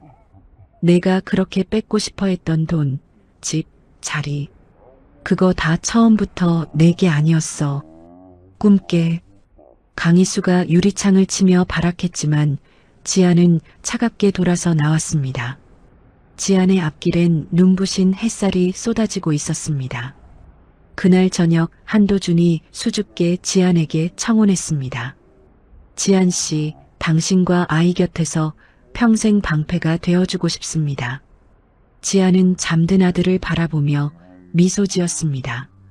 태양이가 허락해주면요. 서지안은 박현우가 망쳐놓은 부실 아파트들을 제사비로 무상 보수하겠다고 발표했습니다. 카메라 앞에 선 지안의 눈은 그 어느 때보다 단단했습니다. 죄지은 자는 벌을 받고 아이와 엄마는 웃을 수 있는 세상을 만들겠습니다. 번쩍이는 카메라 플래시 속에서 서지안은 비로소 진정한 승자의 미소를 지었습니다. 서지안은 지안 아동 전문 메디컬 센터 완공식 날 아침 떨리는 마음으로 아들의 방문을 조심스레 두드렸습니다. 태양아, 자니? 오늘 엄마랑 같이 갈 데가 있어서 그런데. 잠시 후 문이 열리고 아들이 고개를 쏙 내밀어 지안을 올려다보았습니다. 아이의 눈에는 아직 낯설어하는 기색이 있었지만 예전처럼 겁에 질려 구석으로 숨지는 않았습니다. 지안은 아들의 눈높이에 맞춰 무릎을 굽히고 앉아 다정하게 말했습니다. 엄마가 아픈 친구들을 위해 예쁜 병원을 지었거든. 오늘 처음 문을 여는 날이야. 태양이가 엄마 손 꼭 잡고 같이 가줄 수 있을까? 아이는 지안의 얼굴과 내민 손을 번갈아 내려다보았습니다. 그러더니 고사리 같은 작은 손가락을 지안의 손바닥 위에 조심스럽게 올렸습니다. 지아는 세상을 다 얻은 듯 그 손을 꽉 쥐었습니다. 메디컬 센터 앞마당에는 소문을 듣고 온 수백 명의 사람으로 인산인해를 이루었습니다. 카메라 플래시가 눈이 부시게 터졌습니다. 지아는 아들의 손을 절대 놓지 않은 채 빨간 리본 앞에 섰습니다. 지안의 한 손에는 가위가, 다른 손에는 아들의 따뜻한 손이 들려 있었습니다. 자, 우리 태양이랑 엄마랑 같이 자르는 거야. 하나, 둘, 셋. 지안이 아들의 손 위에 제 손을 포개어 가위를 눌렀습니다. 차르르, 리본이 잘려나갔습니다. 천지를 울리는 박수 소리가 터져나왔습니다. 깜짝 놀란 아이가 지안의 다리 뒤로 쏙 숨자 지안은 몸을 돌려 아이의 머리를 부드럽게 쓸어내렸습니다. 장하다, 우리 태양이. 최고다. 지안은 곧장 마이크 앞에 섰습니다. 객석을 천천히 훑어본 지안이 목소리를 가다듬고 입을 뗐습니다. 여러분, 저는 그 유명한 5대 독자의 어머니입니다. 5대 독자라는 말이 여러분께는 축복처럼 들리시나요? 하지만 제 아들에게 그 말은 창살 없는 감옥이었습니다. 핏줄이라는 이유로 아이를 도구로 쓰고 자식이라는 이유로 함부로 짓밟는 무서운 세상이 있습니다. 이 병원은 바로 그런 아이들을 위한 안식처입니다. 몸이 아픈 아이도 마음이 멍든 아이도 이곳에 오면 누구나 귀한 대접을 받을 겁니다. 제가 목숨 걸고 지킬 겁니다. 사람들의 박수가 파도처럼 쏟아졌습니다. 지아는 허리를 굽혀 정중히 인사했습니다. 눈가가 발갛게 달아올랐지만 지아는 끝내 눈물을 보이지 않았습니다. 이제 울기보다 웃을 날이 더 많아야 했기 때문입니다. 그 무렵 전 남편 박현우는 뙤약볕이 내리쬐는 공사 현장에서 등짐을 지고 있었습니다. 시멘트 포대를 나르는 일당 8만 원짜리 노가다판이었습니다. 그의 손바닥은 물집이 터져 짓물러 있었고 안전모 아래 얼굴은 시멘트 가루와 땀으로 범벅이 되어 있었습니다. 점심시간 박현우는 편의점 앞 플라스틱 의자에 구부정하게 앉아 삼각김밥으로 끼니를 때웠습니다. 그때 편의점 유리창 너머 전광판에 지안의 얼굴이 대대적으로 보도되었습니다. 시장 좌판에서 시작해 세계적인 기업을 일군 서지안 회장의 성공 신화가 연일 화제입니다. 박현우는 삼각김밥을 씹다 말고 멍하니 화면을 보았습니다.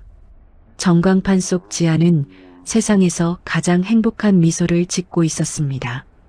박현우의 눈에서 굵은 눈물방울이 툭 떨어져 삼각김밥 위를 적셨습니다.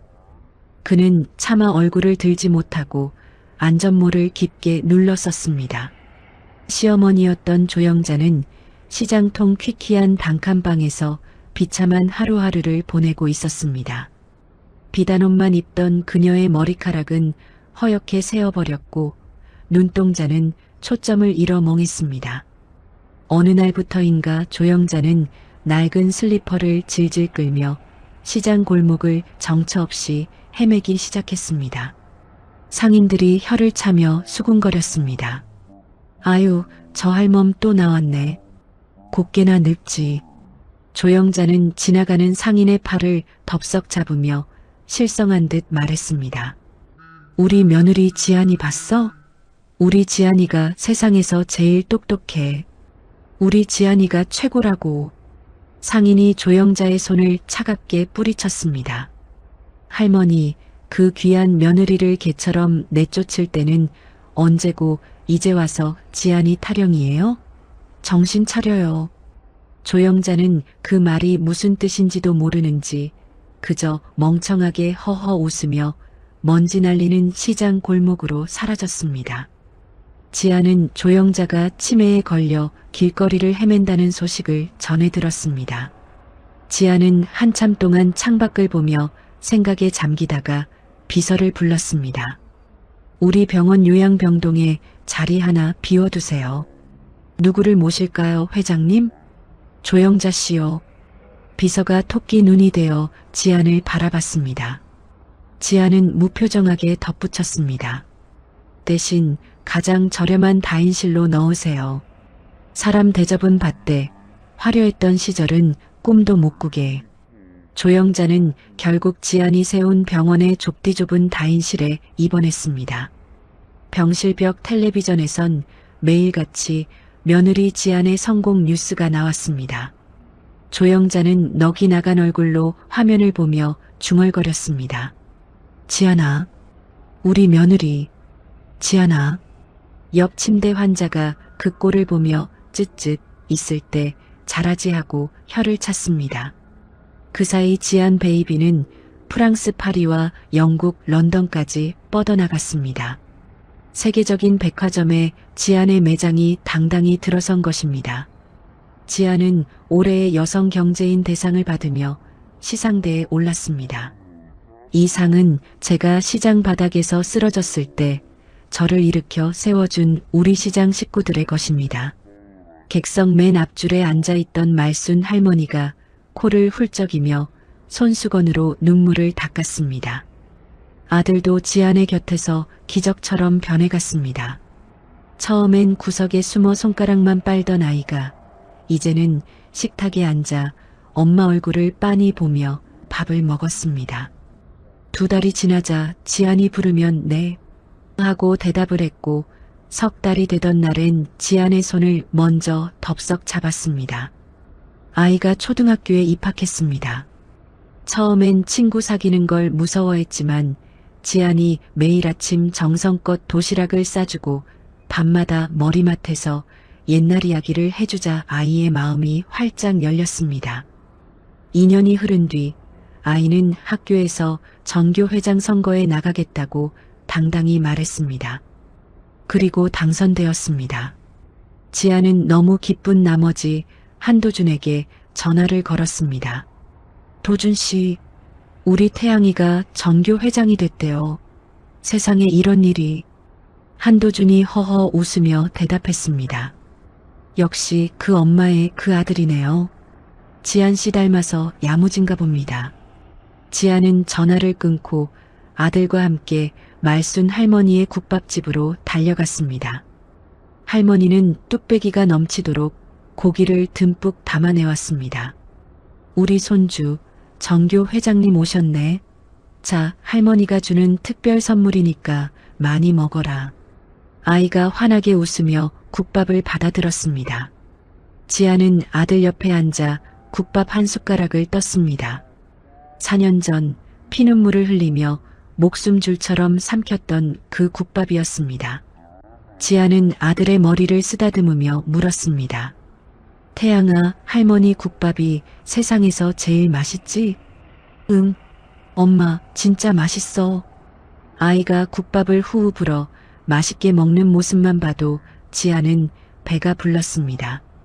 지아는 한도준과 아이의 축복 속에 소박한 결혼식을 올렸습니다. 시장 식구들과 회사 직원들만 모인 따뜻한 자리였습니다. 지아는 하얀 원피스를 입고 도준의 손을 잡았습니다. 아들이 두 사람 앞에서 꽃바구니를 들고 아장아장 걸었습니다. 지아는 소식을 통해 전 남편 박현우가 큰 병에 걸렸는데 수술비가 없다는 얘기를 들었습니다. 지아는 한참을 고민하다가 병원에 익명으로 수술비만 딱 입금해 주었습니다. 살아서 내 죄를 다 갚으라는 무언의 명령이었습니다. 아들의 생일날 아침, 지아는 전국 미혼모 시설에 직접 술을 놓은 베네쩌고리 5,000벌을 보냈습니다. 태양아, 소원 빌었니? 케이크 촛불을 끄는 아들에게 묻자 아이가 수줍게 종이 한 장을 내밀었습니다. 거기엔 삐뚤삐뚤한 글씨로 이렇게 적혀 있었습니다. 엄마가 내 엄마여서 정말 고마워요. 지아는 그 글귀를 보자마자 아이를 꽉 끌어안고 펑펑 울었습니다. 아이는 작은 손으로 지안의 등을 토닥이며 위로해 주었습니다. 지안은 박현우 건설사가 망가뜨린 땅을 사들여 멋진 공원을 만들었습니다. 그리고 입구에 커다란 돌을 세워 이름을 새겼습니다. 복덩이 공원. 그해 겨울 요양병동에 있던 조영자의 상태가 위독해졌습니다. 지안이 병실을 찾았습니다. 조영자는 초점 없는 눈으로 천장을 보며 허공을 허우적거렸습니다. 지안아, 우리 며느리 지안아, 미안하다. 조영자의 마른 손이 지안 쪽으로 뻗어왔습니다. 지안은 침대 옆 의자에 앉아 그 손을 가만히 내려다보았습니다. 하지만 지안은 끝내 그 손을 잡아주지 않았습니다. 용서는 하되 잊지는 않겠다는 마지막 무언의 선언이었습니다. 지안은 차갑게 식어가는 조영자의 손을 뒤로하고 병실을 나왔습니다. 그날 저녁 지안은 아들 한도준 그리고 말순 할머니와 함께 붉게 물든 노을이 지는 바닷가를 걸었습니다. 아들이 파도를 피해 깔깔거리며 뛰어다녔습니다. 도준이 지안의 손을 따뜻하게 맞잡았습니다. 말순 할머니는 그 흐뭇한 광경을 보며 허허 웃었습니다. 지안은 시원한 바닷바람을 맞으며 수평선을 바라보았습니다. 지난날의 고통은 저 파도에 다 씻겨 내려간 듯 했습니다. 지안의 입가에 세상에서 가장 눈부신 승자의 미소가 번졌습니다. 서지안의 하루는 금쪽 같은 내 새끼 도시락을 싸는 것으로 시작되었습니다.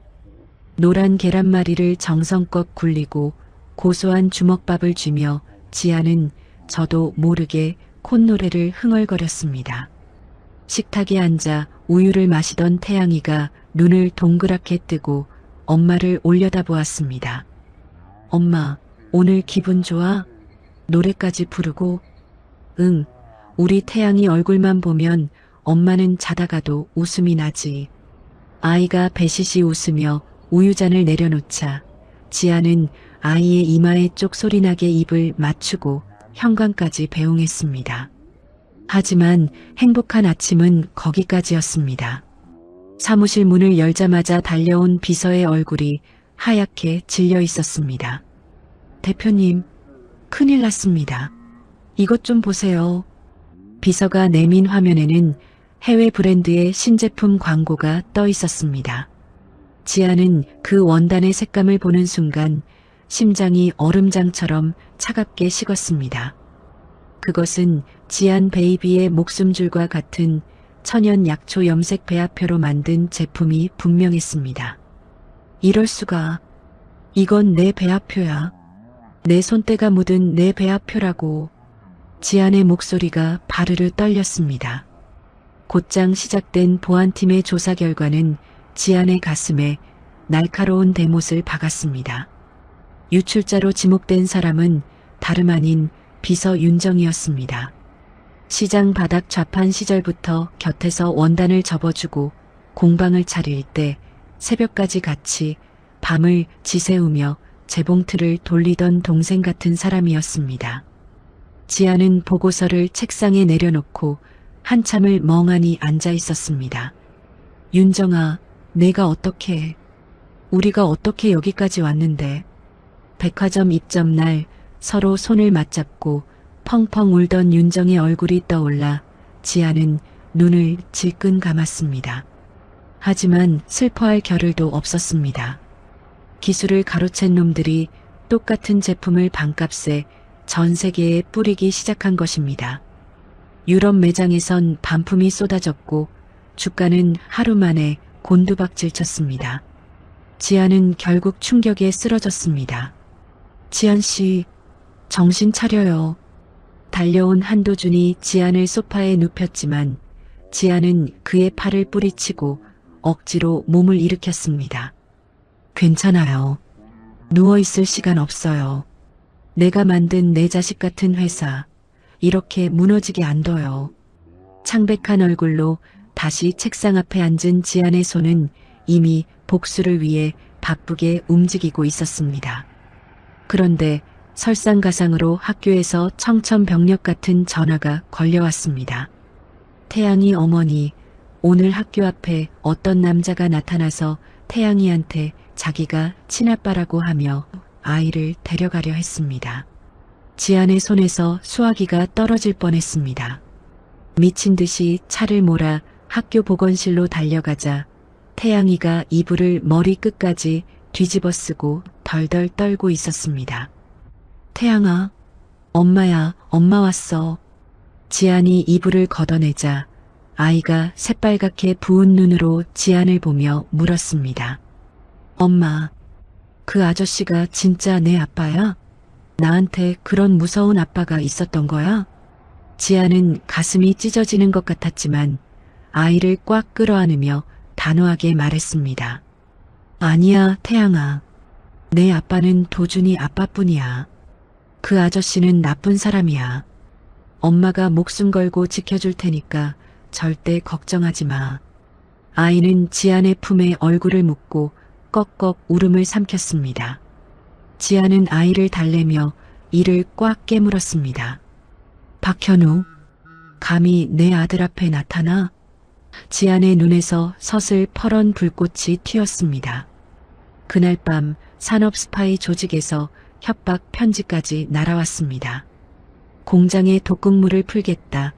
회사를 넘겨라. 지안은 떨리는 손으로 편지를 내려놓고 도준에게 전화를 걸었습니다. 도준 씨, 태양이를 지켜주세요. 24시간 한시도 떼지 말아줘요. 제가 직접 끝낼게요. 지안은 새벽 공기를 가르며 공장으로 달려갔습니다. 금고 깊숙한 곳에서 봉인된 봉투 하나를 꺼냈습니다. 거기엔 지안의 필체로 가짜 배합표라고 적혀 있었습니다. 지안은 그것을 보며 서늘한 미소를 지었습니다. 다음 날 아침 지안은 긴급 기자 회견을 열었습니다. 수많은 카메라 앞에서 지안은 당당하게 외쳤습니다. 유출된 배합표는 가짜입니다. 저는 만약을 대비해 핵심 비율이 다른 가짜 배합표를 따로 만들어 보관해 왔습니다. 유출범들은 제 덫에 걸린 겁니다. 기자회견장이 벌집을 쑤신 듯 술렁였습니다. 그 순간 해외에서 속보가 터졌습니다. 가짜 배합표로 만든 해외 제품을 쓴 아이들에게서 피부 발진이 일어났다는 소식이었습니다. 전 세계 부모들이 분노했고 해외 자본은 파산 위기에 몰렸습니다. 지안의 치밀한 전략이 승리한 것입니다. 한편 박현우는 또다시 학교 후문에서 태양이를 기다리다 경호원들에게 가로막혔습니다. 비켜, 내 아들이야. 내가 아빠라고. 박현우가 발악했지만 뒤따라온 경찰이 그의 손목에 차가운 수갑을 채웠습니다. 박현우 씨 아동 납치 미수 혐의로 체포합니다. 멀리서 그 광경을 지켜보던 태양이는 겁에 질려 한도준의 품으로 파고들었습니다. 도준이 아이를 번쩍 안아 올리자 아이의 입에서 작은 목소리가 새어나왔습니다. 아빠, 무서워요, 아빠. 도준의 눈이 커졌습니다. 처음으로 들은 아빠 소리에 도준은 아이를 부서지라 안으며 눈물을 참았습니다. 박현우는 결국 영구 접근 금지 명령을 받고 다시 감옥으로 끌려갔습니다. 위기는 여기서 끝이 아니었습니다. 도준이 배우를 쫓다 괴한에게 칼을 맞고 응급실로 실려간 것입니다. 피범벅이 된 도준을 본 지안은 다리에 힘이 풀려 주저앉았습니다. 도준 씨, 왜 이렇게까지? 나 때문에 왜? 도준은 붕대를 감은 손으로 지안의 눈물을 닦아주며 희미하게 웃었습니다. 당신이랑 태양이는 내가 지킨다고 했잖아요. 그거면 됐어요. 지안은 도준의 손을 잡고 피눈물을 흘렸습니다. 지안은 시장 식구들의 도움을 받아 가짜 제품 유통망을 싹 쓸어버렸고 배신한 비서 윤정은 법정에서 지안의 눈길 한 번에 무너져 내렸습니다. 모든 소동이 가라앉은 밤 태양이가 지안의 방으로 찾아왔습니다. 아이는 지안의 허리를 꽉 안으며 의젓하게 말했습니다. 엄마, 이제 울지 마. 내가 엄마를 꼭 지켜줄게. 지안은 어느새 훌쩍 커버린 아들을 내려다보며 머리를 쓸어내렸습니다. 그래, 우리 아들 덕분에 엄마가 산다. 정말 고마워. 지안의 창밖에는 어둠을 뚫고 밝은 달빛이 환하게 비치고 있었습니다. 서지아는 가짜 배합표 때문에 해외놈들이 집단 소송에 휘말려 정신 못 차리는 틈을 매섭게 파고들었습니다. 지아는 한도준과 머리를 맞대고 저놈들의 돈줄을 샅샅이 뒤졌습니다. 지안 씨, 저놈들 이제 끝났습니다. 소송 비용의 배상금까지 물어주느라 금고가 텅 비었어요.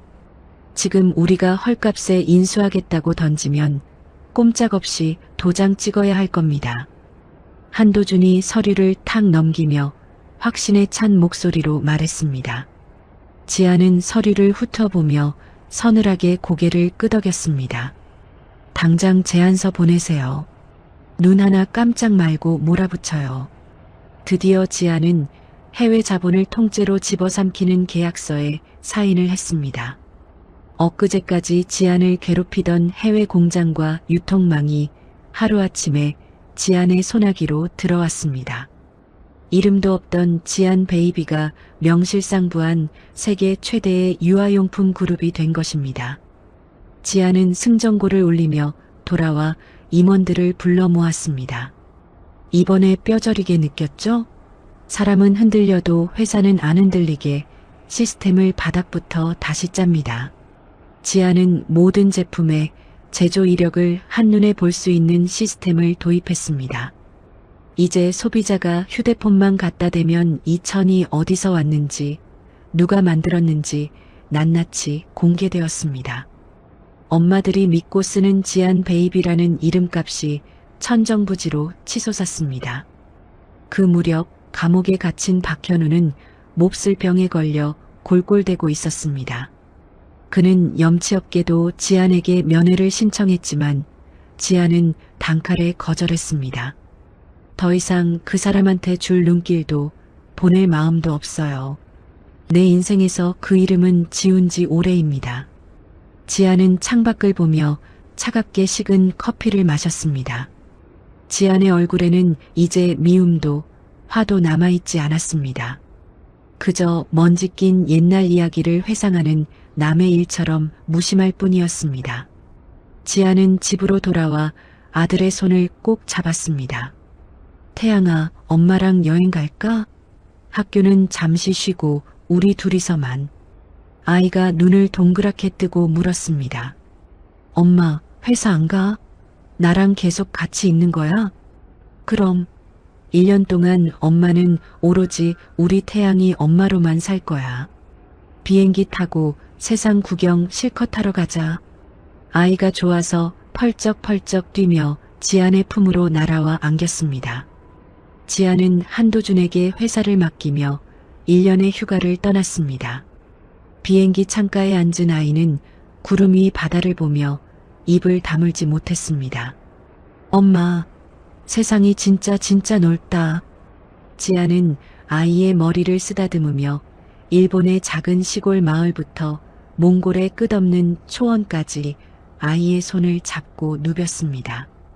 몽골 초원에서 유목민 어머니가 정성껏 양털을 짜서 아이 옷을 만드는 것을 보며 태양이가 물었습니다. 엄마, 저 아주머니는 왜 힘들게 양털을 깎아서 옷을 만들어? 엄마들은 말이야, 어디에 있든 내 자식한테 제일 좋은 걸 주고 싶어 하거든. 저 풀밭 위에서도 가장 따뜻한 걸 찾아내는 게 엄마란다. 엄마도 그랬어? 나 찾으려고 그렇게 고생한 거야? 아이가 지안의 손을 꽉 잡았습니다. 초원의 시원한 바람이 두 사람의 머리카락을 스치고 지나갔습니다. 지안은 여행 중에 떠오른 생각들을 수첩에 빽빽하게 적었습니다. 각 나라의 전통 육아법을 접목한 새로운 옷들을 구상한 것입니다. 1년 뒤 지안이 돌아왔을 때 한도준은 몰라보게 성장한 회사의 경영 보고서를 내밀었습니다. 지안 씨 없는 동안 제가 회사를 금쪽같이 지켰습니다. 태양이는 좀 어때요? 이제 제법 의젓해졌어요. 나중에 커서 아픈 아이들을 돕는 사람이 되고 싶대요. 한도준이 허허 웃었습니다. 역시 그 엄마의 그 아들이네요. 장합니다.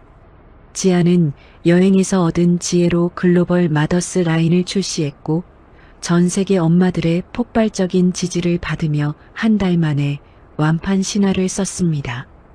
그리고 재단을 세워 매년 수익의 30%를 가난한 나라 아이들을 위해 기부했습니다. 어느 날 감옥에서 나온 비서 윤정이 지안을 찾아왔습니다.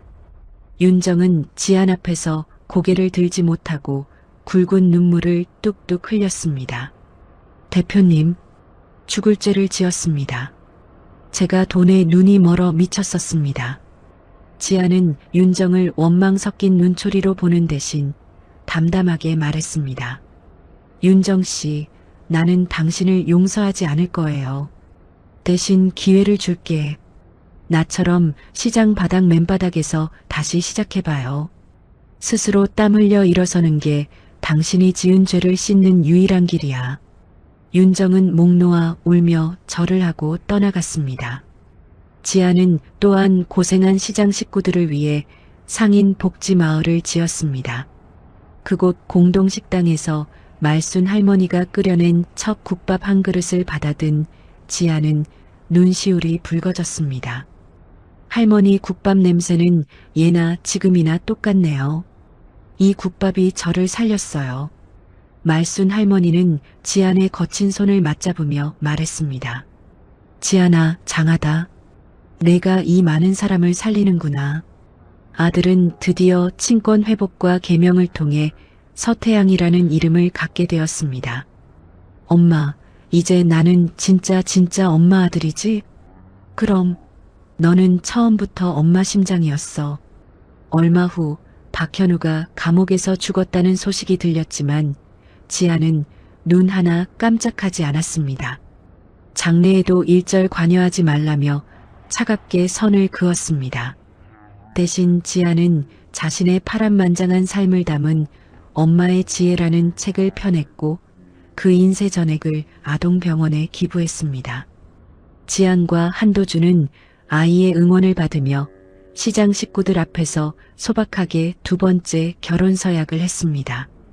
엄마, 아빠, 나 때문에 또 결혼하는 거 맞지? 헤헤.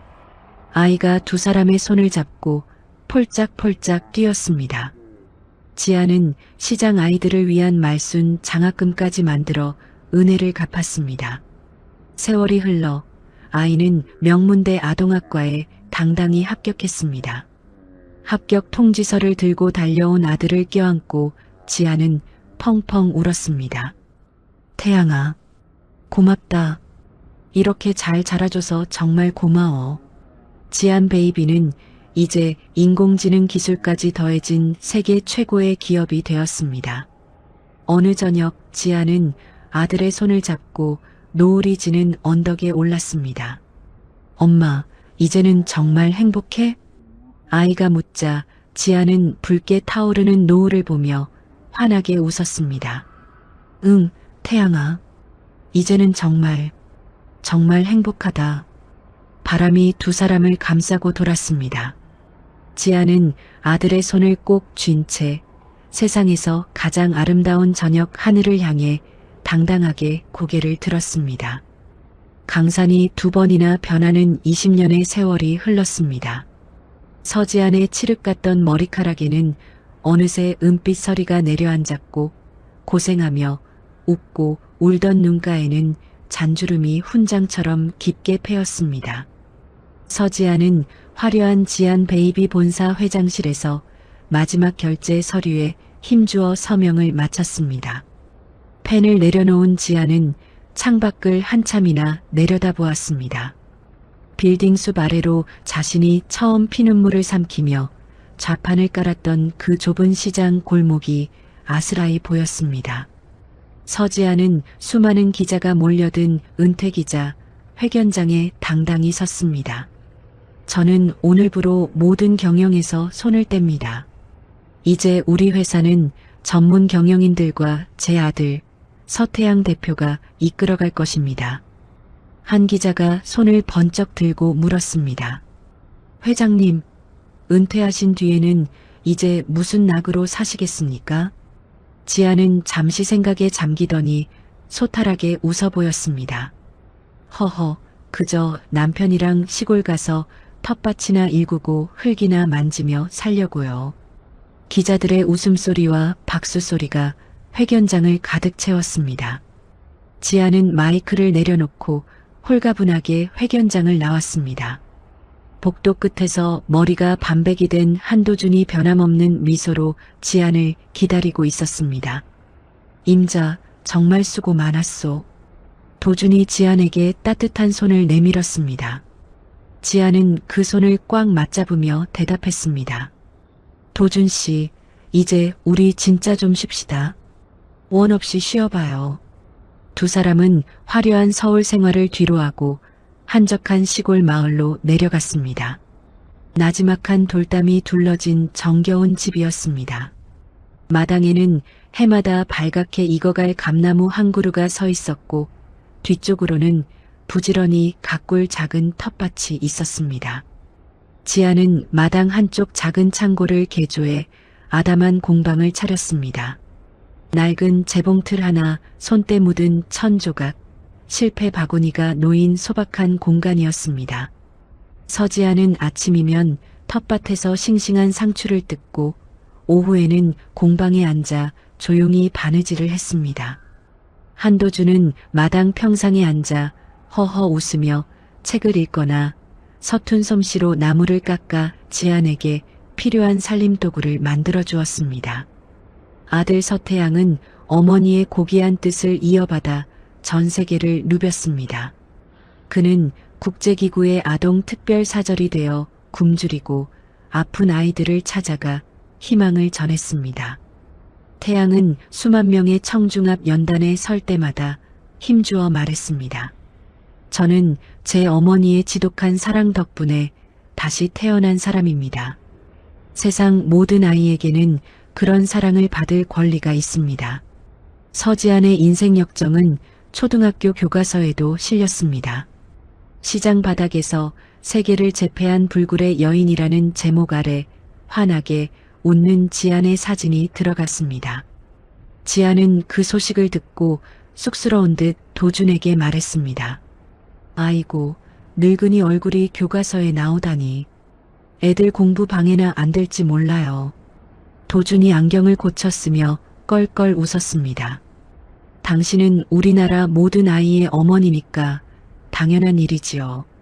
지아는 은퇴 후에도 한 달에 한 번은 꼭 서울 시장통을 찾았습니다. 고생했던 시장 식구들과 뜨끈한 국밥 한 그릇을 나누기 위해서였습니다. 상인 복지마을 공동식당에 지안이 나타나면 할머니들이 고무장갑을 벗어 던지고 달려 나왔습니다. 어이구, 지안이 왔어. 어서 앉아. 내가 국밥 아주 넘치게 퍼왔다. 지안은 상인들 사이에 끼어 앉아 도란도란 이야기를 나누었습니다. 누구 손주가 돌이라느니, 누가 이번에 다리가 아파 수술했다느니, 그런 소소한 이야기들을 들으며 지아는 비로소 마음의 평화를 느꼈습니다. 어느 맑은 가을날 아들 태양이가 시골집을 찾아왔습니다. 곁에는 참하게 생긴 아가씨가 함께였습니다. 엄마, 인사 받으세요. 저랑 평생 함께할 사람입니다. 지아는 예비 며느리의 손을 꼭 잡으며 환하게 웃었습니다. 고맙구나. 우리 태양이를 선택해줘서 참 고마워. 이듬해 봄 며느리가 예쁜 딸을 낳았습니다. 서지아는 손녀딸의 소식을 들은 날 바로 공방에 들어가 정성껏 바느질을 시작했습니다. 세상에서 가장 부드러운 하얀 면직물을 골라 한 땀 한 땀 장인의 정성으로 베넷저고리를 지었습니다. 저고리 기세는 고운 실로 자수를 놓았습니다. 사랑으로 태어난 아이야, 세상을 환히 비추렴. 지안의 눈가에 뜨거운 이슬이 맺혔습니다. 30년 전 시장 구석 뒷방에서 촛불 하나 켜놓고 피눈물을 흘리며 바느질하던 그 밤이 주마등처럼 스쳐 지나갔습니다. 그때는 빼앗긴 아들 생각에 가슴을 쥐어뜯으며 울면서 옷을 만들었지만 이제는 세상 누구보다 행복한 할머니가 되어 웃으며 옷을 짓고 있었습니다. 그때는 눈물로 지었는데 이제는 웃음으로 짓는구나. 지아는 햇빛 아래 베넷 저고리를 비춰보았습니다. 손녀를 품에 안고 그 옷을 입혀주던 날 지아는 손녀의 통통한 손을 잡고 속삭였습니다. 이제야 이 할머니가 할 일을 다 끝냈구나. 정말 다 끝냈어. 평상에 나란히 앉은 도준이 지안의 백발을 쓸어내리며 말했습니다. 당신은 정말 위대한 사람이었소. 지안이 고개를 가로저으며 대답했습니다. 아니에요, 도준 씨. 나는 그저 국밥 한 그릇에 목숨을 구한 보잘것없는 여자였어요. 그 은혜를 갚으며 살다 보니 하늘이 복을 주신 거예요. 시장 상인들이 지안의 동상을 세우겠다고 난리를 쳤을 때도 지안은 끝내 거절했습니다. 내 동상은 무슨, 그 돈으로 시장 입구에 우리 식구들 다 들어간 벽화를 그려주세요. 나 혼자 한 게 아니라 우리가 다 같이 이겨낸 거잖아요. 완성된 벽화에는 국밥을 끓이는 말순 할머니부터 좌판에 앉아 손수건을 팔던 젊은 시절의 지안까지 모두가 활짝 웃고 있었습니다. 벽화 아래에는 이런 글귀가 적혔습니다. 우리는 여기서 함께 시작했습니다. 지아는 전 재산을 사회에 환원하며 아들에게는 단 한 줄의 편지만을 남겼습니다. 아들아, 정직하게만 살아라. 태양은 그 편지를 가슴에 품고 평생의 지표로 삼았습니다. 지아는 해마다 겨울이면 시장 식구들과 김장을 해서 어려운 이웃들에게 김치통을 직접 배달했습니다. 따뜻하게 드세요라는 그 한마디가 지안이 세상에 전하고 싶은 진심이었습니다. 지안은 평생의 기록인 성장 일기와 디자인 노트를 박물관에 기증하며 자신의 역사를 정리했습니다. 어느 저녁 바닷가 오두막에서 노을을 보던 지안이 도준의 어깨에 기댔습니다. 도준 씨, 나를 버렸던 모진 세상이 이제는 나를 축복하고 있네요. 당신이 세상을 사랑으로 이겼으니까요. 노을이 바다 아래로 고요하게 내려앉고 지안의 얼굴에는 말할 수 없는 평온함이 서렸습니다. 세월이 더 흘러 서지안의 장례식 날 전국 각지에서 수만 명의 조문객이 구름처럼 몰려들었습니다. 지안 베이비의 옷을 입고 자란 청년들, 치료받은 아이들이 꽃송이를 들고 줄을 이었습니다. 장례식장은 어느새 슬픔의 자리가 아니라 지안의 고귀한 삶을 기리는 꽃길이 되었습니다. 아들 서태양은 어머니의 관 앞에서 마지막 인사를 올렸습니다. 엄마, 저 엄마 말씀대로 정말 정직하게 잘 살게요. 사랑해요, 엄마. 바람 한 줄기가 불어와 하얀 꽃잎 하나를 하늘 위로 높이 실어 올렸습니다.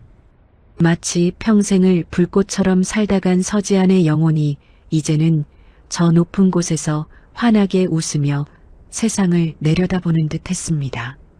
서지아는 아무것도 가진 게 없었습니다.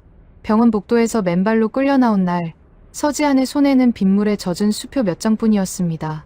친정도 없고 남편도 없고 갓 낳은 아이마저 빼앗겼습니다.